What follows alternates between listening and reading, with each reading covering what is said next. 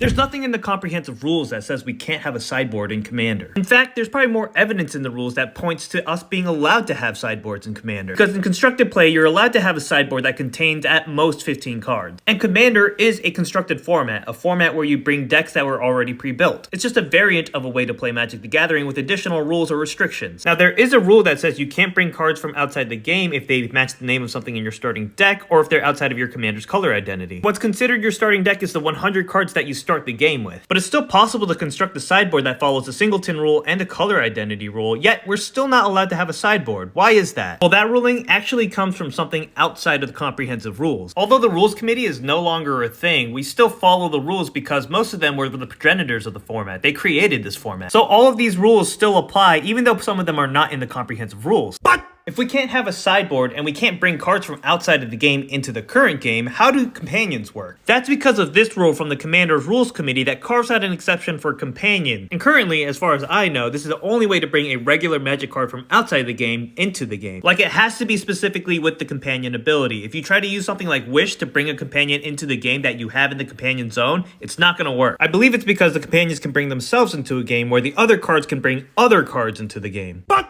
what about things like dungeons? And you might say that it's because it's not considered a card like a token or an emblem, but actually the game does call these dungeon cards. Attractions as well are also considered cards in the eyes of Magic the Gathering. But the important thing that they specify here is the word traditional. And yep, that's right, the comprehensive rules do have a definition for what is a traditional Magic card. And the rules do specify that attractions and dungeons are non-traditional Magic cards. And because they're non-traditional Magic cards, they are cards that can be brought in from outside of the game.